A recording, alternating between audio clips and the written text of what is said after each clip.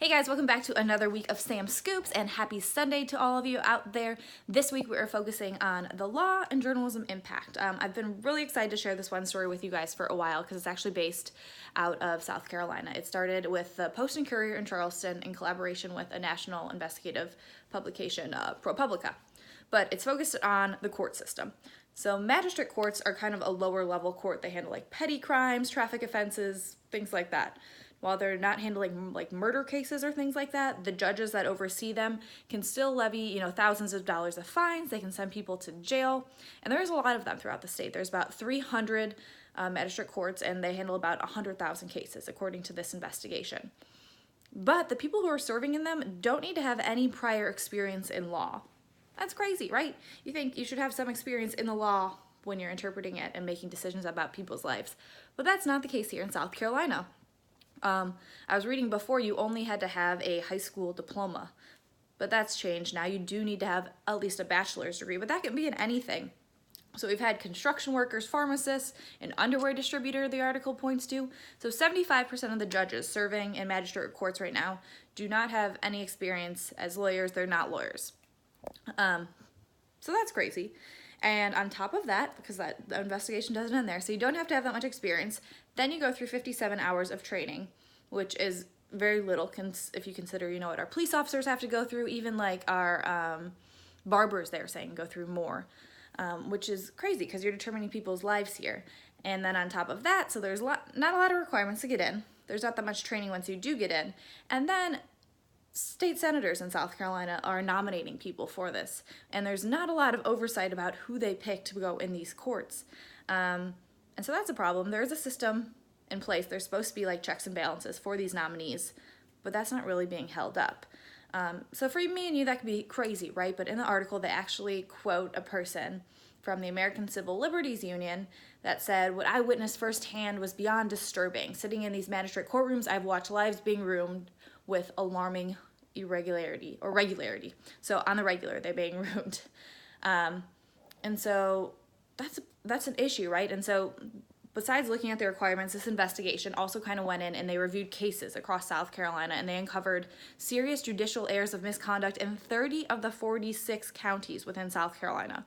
So this is a pretty widespread issue. If you don't have judges, that are being properly trained, it kind of trickles down to errors in the cases that they're handling. And so that's a big problem. They also found that more than a dozen magistrates right now have been disciplined for misconduct by the state's judicial watchdog, but then they aren't required to even disclose those offenses when they seek a new term. So is no one vetting these people, right, before we get through? The governor is supposed to act as a check on nominees, but he's apparently kept in the dark a lot of times before signing off on reappointment. So it's just a lot of deals, it seems, or insiders kind of getting in is what this article seems to suggest. Then there's a lot of personal cases that I can't get to all of this, but can help you kind of see, they walk through certain people's experience in the courtrooms and see how this is impacting their daily lives. But they did find cases of conflicting interests where a judge is handling cases against the sheriff's office. Meanwhile, her husband is the sheriff. So that's a conflict. There's a magistrate who was suspended for a year but came back. Others had history of anti-immigrant and racial comments. They can serve with expired terms. Your term expires, some I think for decades, and no one's checking on them. There's another case of a judge caught siphoning thousands from accounts, another forging Rolls-Royce titles and threatening to beat up a defendant. All those are sitting judges in South Carolina right now. So this investigation was mind-blowing. Not only for us that, but then it's like, okay, we have that. What does that look like in our courts? And now on to the impact and, what it's doing. So I've covered a lot of court stories, and court systems are, bogged down. There's a lot of them to handle. So magistrate courts do help kind of, move things along. So they are impactful.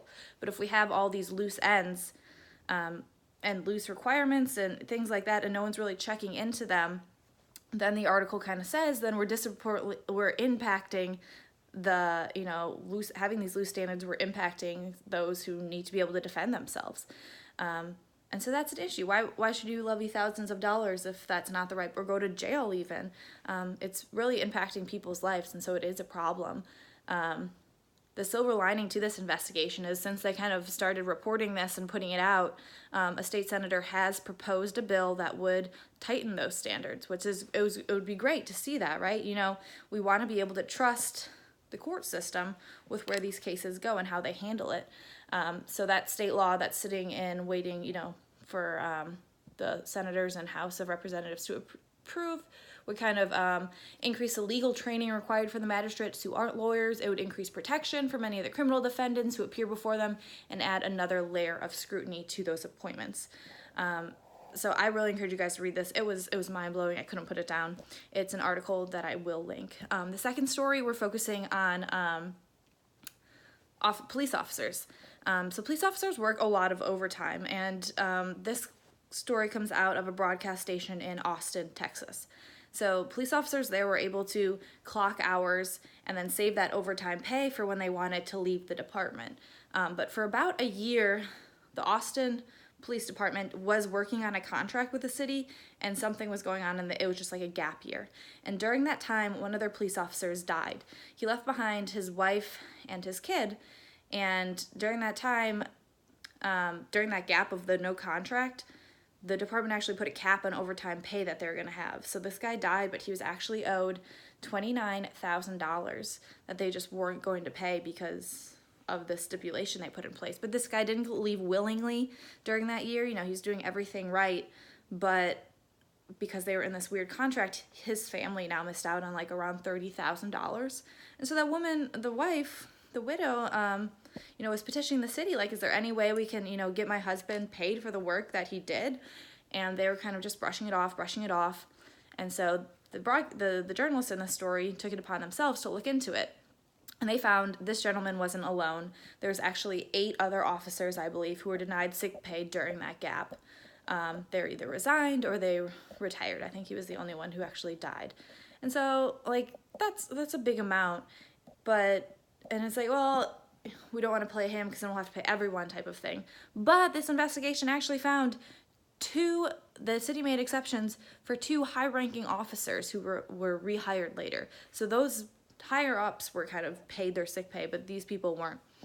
And so it was just a good investigation into that, how much that this wasn't just happening to him, but they were making exceptions for some. And then the impact of all of this, there is silver linings to investigations, and that is the city finally, once this broadcast station started looking into it, decided to make the pay. So they paid out $140,000 in sick time pay for more than 2,000 officers that had to leave. So they actually got paid, and they made some change. And in terms of being an impact, this is also just one of those stories. I'm trying to key it up here so you guys can see some visuals that had great multimedia elements to it. The stupid camera won't let me like turn it, but if you guys, there's the gentleman who died, and there's just a lot for you to kind of click through, and you can talk to like about his wife, and they have a lot of multi-pictures, their journalism work, stuff that you just love to see to kind of help enhance the story, things like that. So hopefully I didn't babble too much, and hopefully you guys got a little bit of these Sam scoops. I was excited to share them all with you. I hope you guys have a great week, and I will be looking out for Sam scoops next week. Have a good one.